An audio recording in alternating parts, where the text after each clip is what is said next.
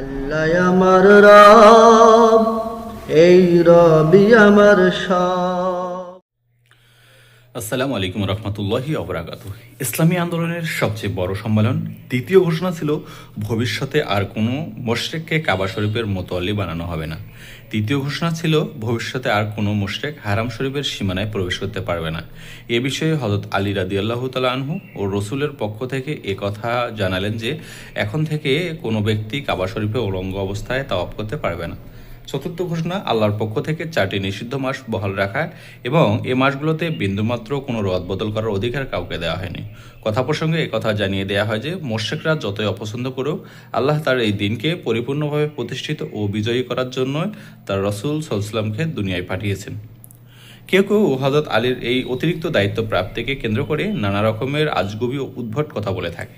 অথচ ব্যাপার ছিল শুধু এইটুকু যে রাসূল সাল্লাল্লাহু আলাইহি ওয়াসাল্লাম হযরত আবু বকর রাদিয়াল্লাহু তাআলা আনহুকে আমির বানানোর মাধ্যমে নিজের স্থলাভিষিক্ত করেছিলেন, আর হযরত আলীকে ব্যক্তিগত প্রতিনিধি, ব্যক্তিগত সচিব বা দূত হিসেবে একটা গুরুত্বপূর্ণ ও ধর্মীয় রাজনৈতিক ঘোষণা দেওয়ার জন্য পাঠিয়েছিলেন।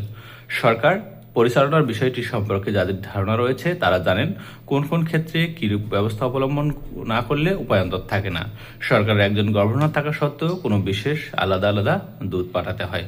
সুপ্রিয় প্রাণপ্রিয় বন্ধুরা, এটি ছিল। এরপরে আমরা যে বিষয়টি রয়েছে সেই চিঠির আমরা বিষয়টি আপনাদেরকে জানানোর চেষ্টা করব। আজকে পর্যন্ত বন্ধুরা ভালো থাকুন, সুস্থ থাকুন। আসসালামু আলাইকুম রহমতুল্লাহি ওয়া বারাকাতুহু।